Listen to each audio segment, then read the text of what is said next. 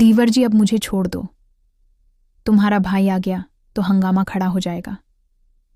लेकिन दीवर तो दूसरी बार भी मेरे साथ। अस्सलाम अलैकुम नाज़रीन, मेरा नाम सारा है, मेरी उम्र 25 साल है। मेरी फैमिली में टोटल 5 अफराद रहते थे। मेरे साथ सिर्फ मेरा एक देवर और मेरा शौहर। मेरे शौहर का नाम उमरान है। मेरे शौहर उमरान लाहौर में जॉब करते हैं और वो 2-3 माह बाद ही घर चक्कर लगाते हैं। मेरे दीवर का नाम अहमद है। मेरा दीवर अहमद बहुत खूबसूरत था।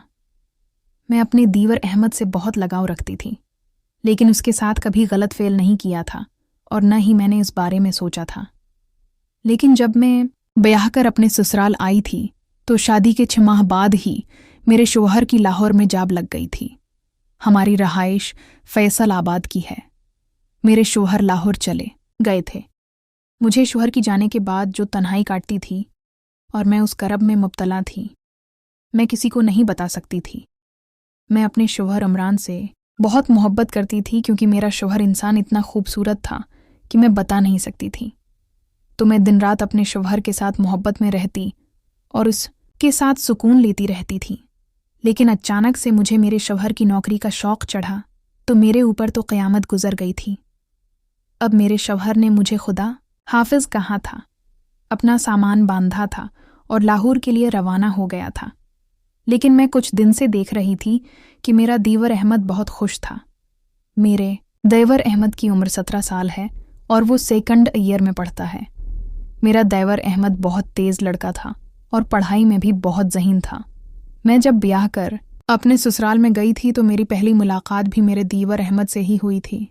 तो उस दिन ही उसने बोल दिया था कि भाभी मेरा भी ख्याल रखना, क्योंकि आपकी खूबसूरती तो इंतहा की है और मैं चाहता हूँ कि मैं आपसे सब कुछ सीख जाऊँ और अब मेरे सर पर भी शफ़क़त का हाथ रखना। मैं उसकी बात समझ नहीं सकी थी कि मेरा दीवर अपने माँ बाप की होती हुई भी क्यों मुझसे अपने सर पर शफ़क़त का हाथ रखवाना चाह रहा है। लेकिन अब मुझे पता चलने लगा था कि मेरा दीवर क्यों ये सब कुछ चाहता है। एक दिन मैं घर में मौजूद थी। इस दिन मेरे ससुराल वाले काम से कहीं गए हुए थे, तो मैंने अपने दीवर के कमरे का चुकर लगाया था। जब मैं दीवर के कमरे में गई थी तो मेरा दीवर अहमद अपने कमरे में ही मौजूद था। इस दिन इतवार का दिन था, इसे कॉलेज से छुट्टी थी। तो मैं जब दरवाजे के सामने गई तो मैंने अपने दीवर का वो रूप देखा था कि मैं वहां पर ही खड़ी हो गई थी और देखने लगी थी, क्योंकि मेरा दीवर अहमद मेरी तस्वीर सामने रखे हुए था और ख़ुद को सुकून दे रहा था, क्योंकि उसके पास कंप्यूटर मौजूद था और उस पर फिल्में वगैरह देखता था और मेरी भी फ़ोटोज़ उसके कंप्यूटर में थीं। सेफ थी तो मेरे दीवर ने कंप्यूटर को खोला हुआ था। इसके आगे मेरी तस्वीर ओपन थी और मेरा दीवर मेरी तस्वीर को देखकर ही अपने साथ लगा हुआ था और ख़ुद को सुकून दे रहा था। ये मंज़र देखते ही मुझे अपने शौहर की याद आ गई थी, क्योंकि मैंने वो खूबसूरत मंज़र अपनी आँखों से देखा था और अपने दिल में संभाल लिया था, क्योंकि मैं दीवर का देखते ही उस पर फ़दा हो गई थी। मेरा अहमद दीवर इतना खूबसूरत था कि मेरे शौहर से भी 2 हाथ आगे था, लेकिन मेरे शौहर भी बहुत खूबसूरत थे। अब मेरे शौहर तो मेरे से दूर थे, तो मैं अपने शौहर की क्या बात करती। मैं तो उससे मिल नहीं सकती थी और ना सुकून ले सकती ही, तो मैं अपने शौहर को भूल ही चली थी। अब मैं दीवर की याद में पागल थी और दिन रात उसी के ख्यालात देखने लगी थी, क्योंकि मैंने अपने दीवर अहमद का वो सामान देख लिया था और दिन रात उसी के ख्वाब देखने लगी थी कि काश मेरे शौहर का भी उस जैसा होता और मेरे दीवर जैसा होता, ताकि मैं भी अपने शौहर से ज़िंदगी का सुकून ले लेती।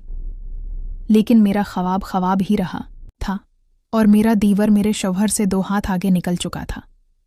हालांकि मेरा दीवर 17 साल का था और मेरे शौहर की उम्र 28 साल थी और मेरा शौहर उमरान मेरे दीवर से 5-6 साल बड़ा था।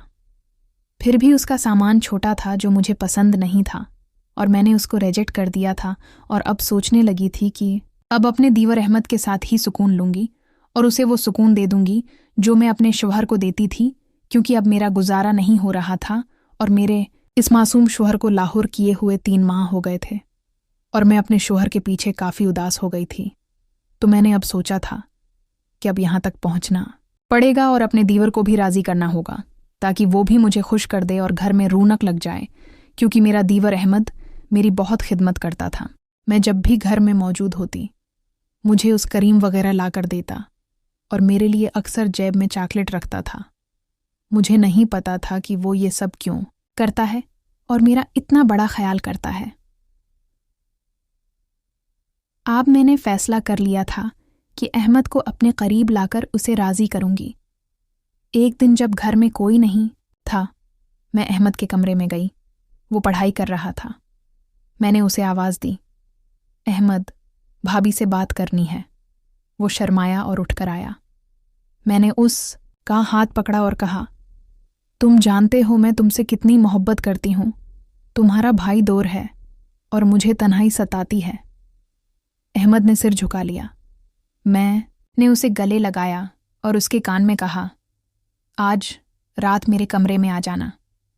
वो हैरान था लेकिन खुश भी। रात को जब सब सो गए, अहमद मेरे कमरे में आया। मैंने दरवाज़ा बंद किया और उसे बिस्तर पर बैठाया। हम दोनों एक दूसरे को देखते रहे। फिर मैंने उसके कपड़े उतारे और उसे अपने जिस्म से लगाया। अहमद ने पहले तो हचकचाया लेकिन फिर वो भी बेकाबू हो गया। हमने वो रात एक दूसरे को मुकम्मल सुकून दिया। अहमद का जोश और ताकत मेरे शौहर से कहीं ज़्यादा थी। अब से हम दोनों जब भी मौका मिलता एक दूसरे के साथ वक्त गुजारते। अहमद मुझे खुश रखता और मैं उसे वो प्यार देती जो वो चाहता था। अब घर में रौनक थी और मेरी तन्हाई ख़त्म हो गई थी। लेकिन हम दोनों जानते थे कि ये राज राज ही रहेगा। जब उमरान घर आता तो हम नॉर्मल रहते, लेकिन जाते ही अहमद और मैं फिर मिल जाते। ये सिलसिला चलता रहा और हम खुश थे।